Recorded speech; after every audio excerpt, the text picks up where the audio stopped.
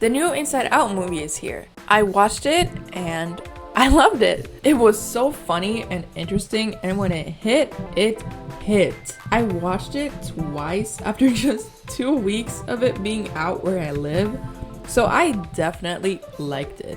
Ever since I saw it, I wanted to make a video talking about it, but I'm not a psychologist, so analyzing or commenting on any part of the movie would make me seem like an idiot. But then I remembered I've seen a few people on Instagram make like Inside Out personas, how the emotions would look if they took Riley's place in the movie.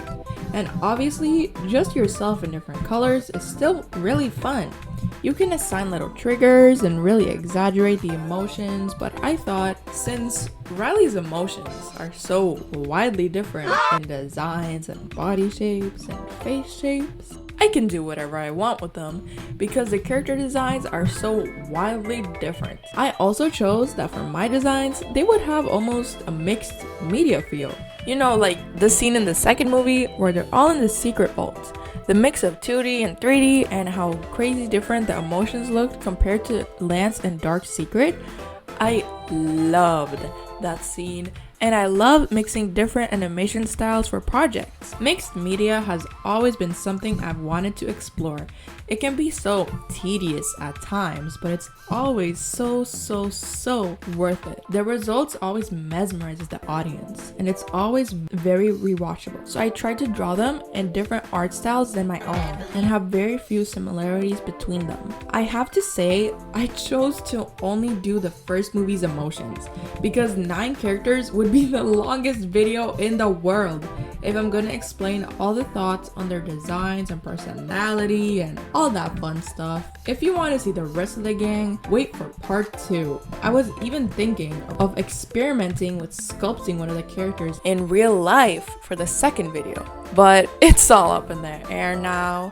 If you guys like this stuff, I'll make another. But no matter what, let's move on to joy! Arguably the easiest emotion to design. I mean, all you have to do is think of what makes you happy and design a character based on that. It doesn't have to be a cleverly designed character, and you don't have to incorporate all your deepest, darkest fears into the outfit in a meaningful way. If your singular joy in life is burgers, then guess what? Just slap a burger on the screen and bam, one design done. My first thought when it came to joy was fish. Why fish? Because I love fish. I love sharks, I love salmon, I love pufferfish. They make me so happy, so it makes sense. Trust me, fish means joy. She changed the most from the initial sketch. I was up at 3 a.m. one night and I had to get these thoughts and ideas down on paper. They all looked terrible and barely recognizable from the finished product, especially joy. When I looked at it again after finishing this video, I was genuinely shocked. How could it go up from this? I don't know. My biggest inspiration for her design, like I said, is fish. And I guess beach and summer in general, but mainly fish. So I gave her long pigtails that resemble a fish's fins and scales on her legs and sharp teeth. I want her to look like an untransformed mermaid. Think H2O, just that water. Throw your drink on this girl and she'll be flapping around on the ground like a fish. I also decided I needed some other theme. Beachy summery designs tend to look uninspired sometimes because of the lack of clothing and detail. And if you add too much, it looks like a gacha game swimsuit going for $400. Wintry clothes have the advantage of more clothing and layers. So my second thought was to add another aspect besides the ocean. Then it hit me. What's the one thing single-handedly keeping together every teenager I know's mental state? Music. I can't last a day without hearing one of my favorite songs. I'll crumble up and die. I know people that have ran 4 blocks back home just to get their earbuds because they can't handle silence for 1 second. What kind of idiot would I be if I didn't add some form of musical reference to this character? I decided to go for one simple, iconic reference that everyone would recognize. Hatsune Miku. This isn't my Miku Sona, but if it was, all I'd have to do is change her hair to be more teal and I'd be done. I'm not really into Vocaloid anymore, but it had a serious Nightcore and Vocaloid phase back in 2018, and I enjoy playing Project Sekai here and there. Besides, Hatsune Miku is such an icon, how could I not? And what else represents joy other than your child self? I thought this was especially funny if I make Joy a secret pop star idol. Emotion by day, Miku by night. That would explain why the horrors get to me at night. Joy is out, clocked in to sing Poppy Po for the billionth time. Here she is! I'm so happy with how she came out. I know some of you guys' eyes might be screaming from all the bright colors on this girl, but this is how I like my drawings. Neon. Just say you hate seeing women get their dream of being a mermaid pop star true and move on. Now moving on to the complete opposite, sadness. I started by sketching out some quick silhouettes. Nothing too big. I only knew I wanted a ballerina or a toy feel, and 2, I wanted clear swirls in the silhouette. Now, for all these emotions, I immediately went to things that invoke the emotion in me. And for sadness, I find that the feeling of being out of control really does it for me. So I thought the idea of a marionette or puppet character would fit nicely. I mean, you rarely see puppet characters live normal, happy, successful lives. They're always miserable. Sadness is just the same, miserable. That's your whole character, come on. For their clothes, I thought a slightly Lolita-inspired ballerina outfit would fit. The Victorian feel of Lolita really reminds me of a harsher, more dire time. And the ballerina side of the outfit I added because of all the sad stories I've heard people tell about learning ballet as a kid.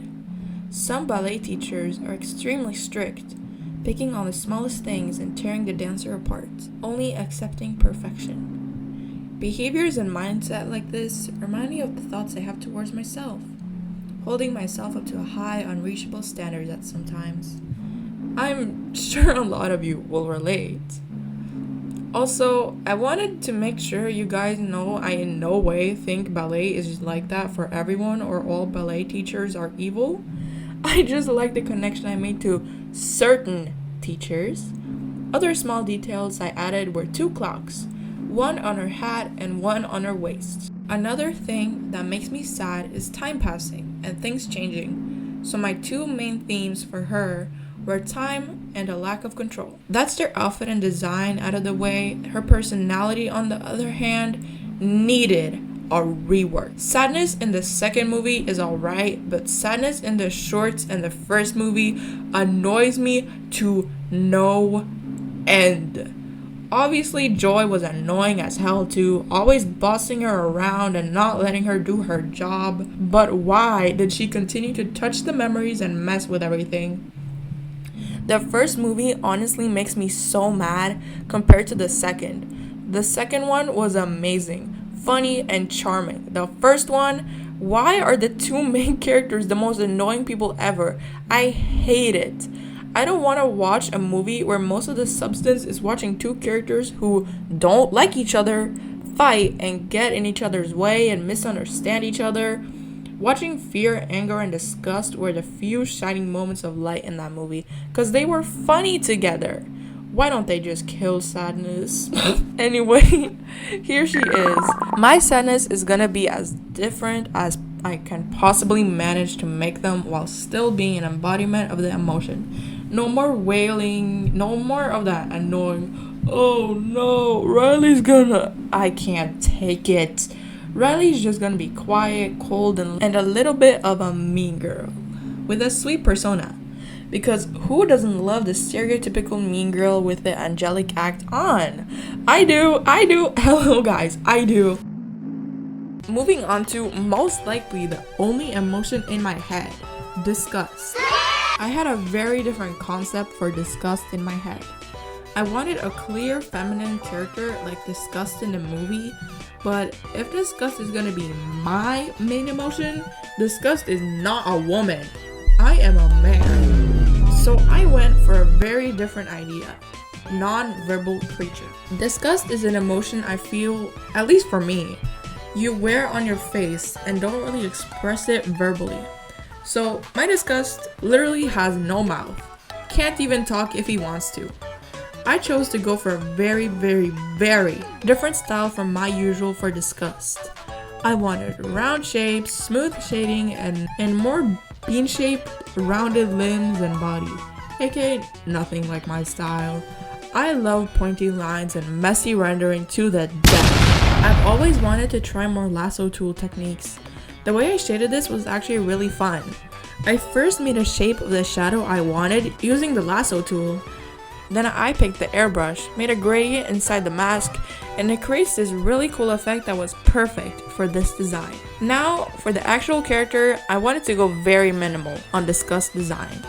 Similar to my persona, who is literally just me with a shark slapped on it. No outfit details, just a guy. So, they're naked jakey.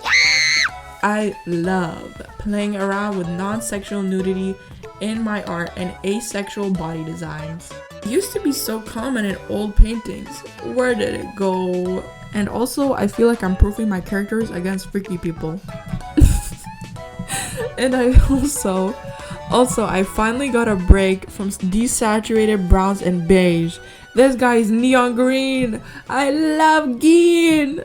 They're ready for Brat Summer. I think the apple's rotten right to the core from all the things that's done from all the I also gave him a kind of dinosaur-ish tail. I have no idea why, but I imagine they express all their disgust and judging thoughts with their body heavy. I have always thought non-verbal characters were really interesting. There's so many questions that expand the character. Why don't they talk?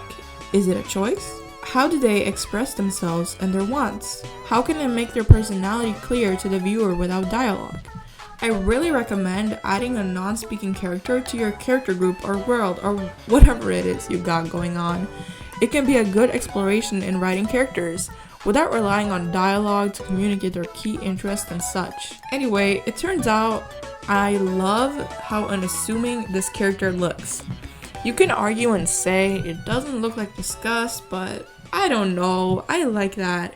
I like that you can expect this character to just be a sweet alien guy, just trying to understand the earth and that small being energy that doesn't understand anything. And in reality, he's really picky and honestly kind of a snob. He expects nothing but pretty princess treatment.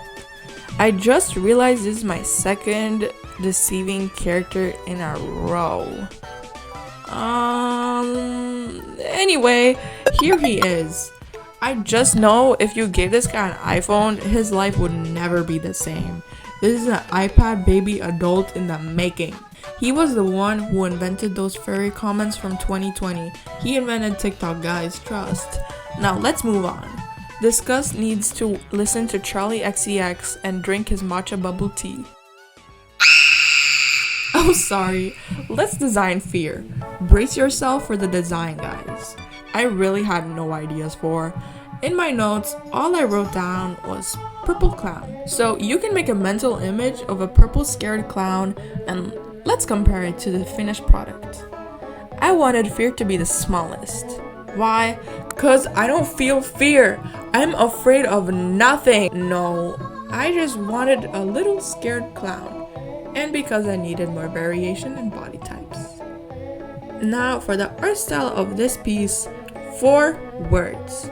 Low poly 3D character. Lance Slashblade in the new movie was so funny. I love the animation on him and his clothes clipping through him, and the NPC walked and jumped cracked me up in the movie theater. As soon as I got this idea, it's like everything fell into place. The color palette, the outfit, the hair, the clothes, everything just worked out. I wanted Fear to look like someone paid a 3D artist $2 for a clown design in 2001. Would you kill them for $400, guys? Anyway, for the color palette, I wanted a monochrome purple for most of the clothes, with just a simple pattern and asymmetrical colors. I think this nails down the old game character vibe. I literally drew most of this piece with the mirror tool just to make it more obvious that they're meant to look low budget, low effort. I can already picture the voice this character would have. That bit crushed, whiny baby voice would be ringing through everybody's ears if this was a real movie or show. Their personality is pretty straightforward, I think. You can tell by this character design they have a self-conscious, anxious, and shy, and walks cutely personality from a mile away. The people from 2018 would go crazy over this one. I think it's so funny imagining a scene with these characters. Joy's probably off working somewhere, while Sadness and Disgust bully the little clown baby. What more could you want? For incorporating what makes me feel this emotion part of the video, I picked a very common fear: stage fright or performance anxiety. Plus, clowns make me think of magicians, magicians make me think of small spaces to do tricks in. I have claustrophobia, very much a reach, but it worked. Here they are! Sorry, I'm scared of clowns. They look perfectly pathetic. I can't imagine the hell it would be to actually make a show with this character.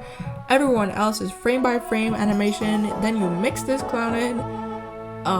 I'd be dead before the actual animation part. The rigging would kill me. Finally, for the last emotion, anger. I didn't really know what to do with anger, especially since I was basing them off things that make me feel the specific emotion. I don't really get angry often, and when I do, it's because of pet peeves like people chewing with their mouth open or kids crying on a long bus ride. Am I really gonna make just a guy who cries and chews with his mouth open? That's boring. So I decided anger would instead just be things I think are cool, because just going with red or fire seemed too shallow. So of course, anger had to be a scary faceless cowboy. I love cowboys, guys. You have no idea. Red Dead Redemption, I'm addicted. Random cowboy themed characters, come here. I barely ever get to show my love for cowboys in my art, but now I do, and we all cheered. But I couldn't just make him a cowboy. I had to add some second identity to him. So, Skeleton Guy was what I came up with. He's a dying cowboy just filled with rage, and for some reason, all the body parts that he still has a little bit of flesh on are his arms, neck, and head. So before any of you guys start saying like, why he kinda, I give him chaps to show off the lack of lower body. He can't do anything to y'all. He can just stand there and glare at you. I don't know, he's not gonna smile. Nothing to smile about in his life. The art style I chose for anger was a very easy choice.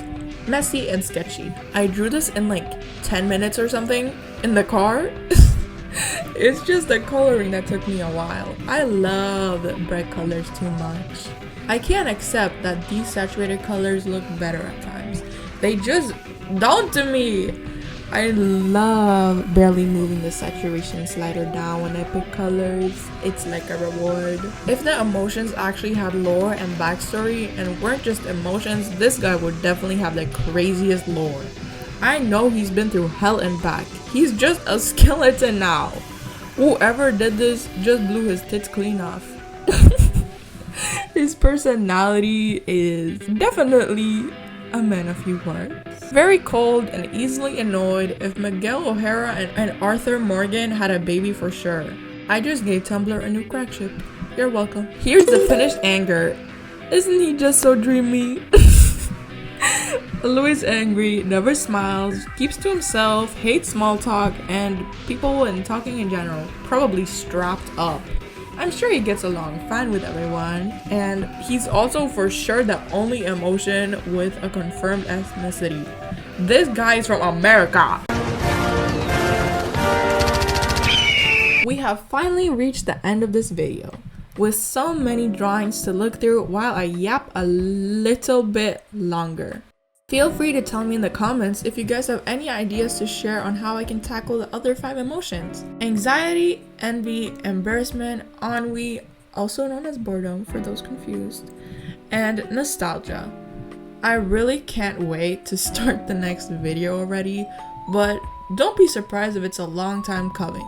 I've got big plans for these guys. Huge. I hope you all enjoyed this video. I know I did. It's always so much fun to design characters based off yourself or your interests. Every character is always going to be a reflection of you in some way, but it's even more fun when you're aware of it. I hope to see you all come back to the next one, and don't worry, I'm not even bleeding. Wait.